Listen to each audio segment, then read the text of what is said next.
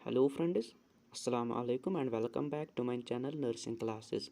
आज से हम स्टार्ट करेंगे एक new chapter preoperative assessment and premedication. Operation से पहले, सर्जरी से पहले कौन कौन सी असेसमेंट करते हैं हम और कौन कौन सी मेडिसिन हम यूज़ करते हैं। प्री मेडिकेशन क्या होती है ऑपरेशन से पहले। प्री मेडिकेशन का मतलब है, तो प्री का मतलब है पहले, ठीक है।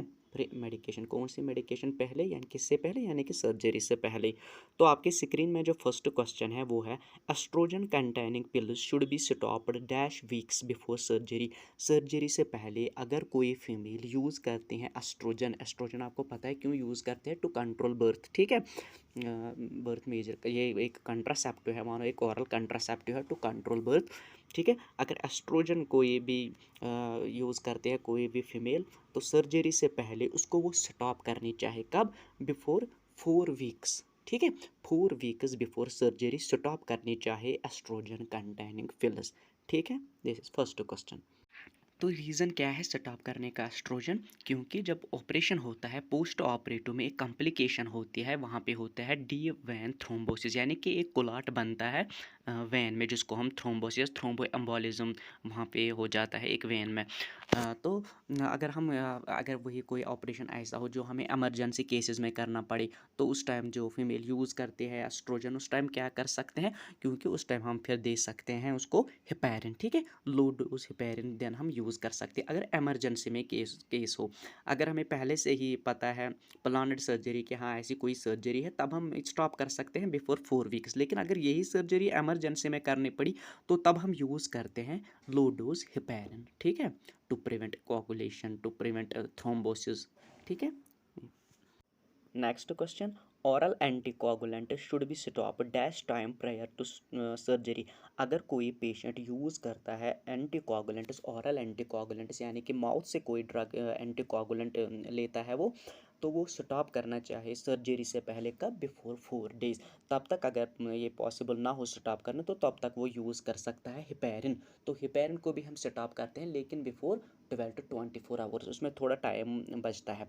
लेकिन अगर कोई ऑरल एंटीकोगुलेंट यूज़ करता है, तो उसको वो स्टॉप करना चाहिए बिफोर सर्जरी। कितने टाइम पहले? 4 डेज बिफोर सर्जरी। एंटीकोगुलेंट मतलब हेपेरिन जो हम यूज़ करते हैं to prevent coagulation of the blood, ठीक है, to prevent clot formation. Next question आपके स्क्रीन में है, heparin is stop dash hours before surgery. पहले पिछले क्वेश्चन में भी मैंने बोला था।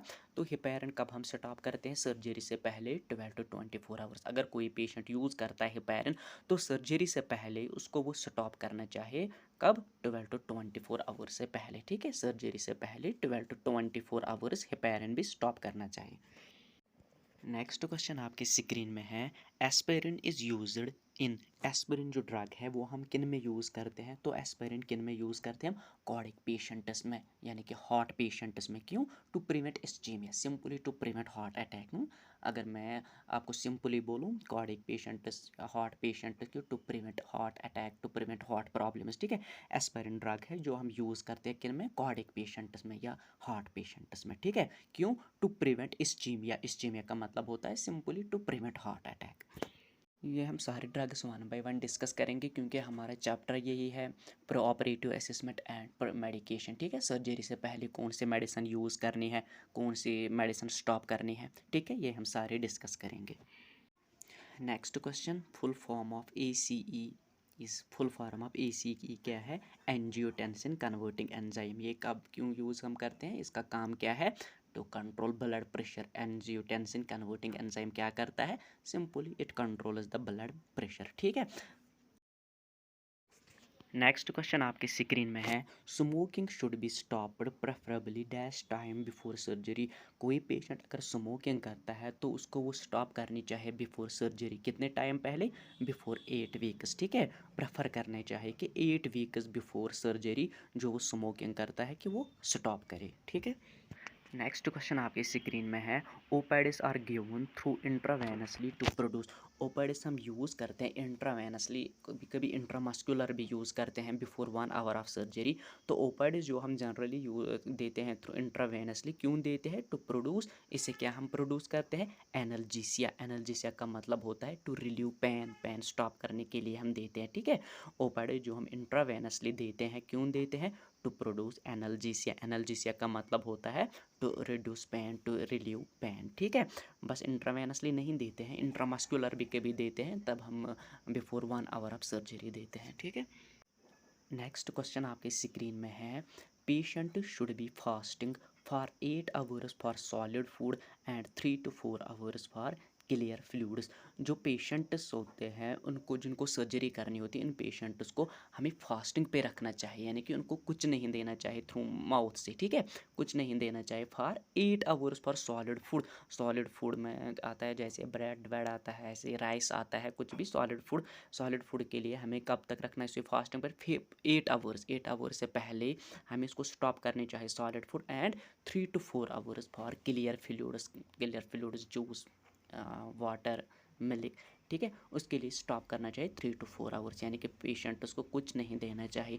8 hours for solid food before surgery and 3 to 4 hours for clear fluids before surgery. Patient को हमें फास्टिंग पे रखना होता है इस टाइम तक, ठीक है, इस टाइम के लिए।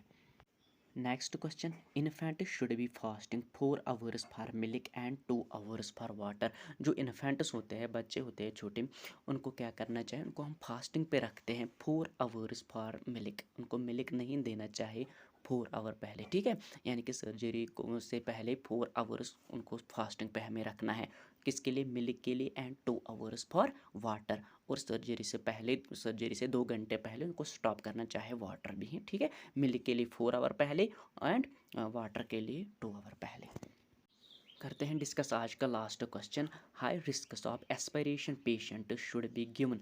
ऐसे पेशेंट जिनमें हाई रिस्क है एस्पिरेट करने की, यानी मान के चलो किसी पेशेंट में फुल स्टमक है, इमरजेंसी केस कोई है, अब उसने फास्टिंग तो नहीं की, उसका स्टमक फुल है, इसमें फ्लूइड्स है, कुछ सॉलिड फूड है, कुछ है, यानी फुल स्टमक है, तो उसमें एक हाई रिस्क ऑफ एस्पिरेशन के चांसेस है, ठीक है, एस्पिरेशन के चांसेस। तो उन पेशेंट्स में हम ड्रग यूज़ करते हैं मेटाकोलोप्रोमाइड। मेटाकोलोप्रोमाइड क्या है, ये एक एंटी एमिटिक ड्रग है। एंटी एमिटिक ड्रग मतलब क्या है कि ये वॉमिटिंग को स्टॉप करता है, वॉमिटिंग को प्रिवेंट करता है, ठीक है।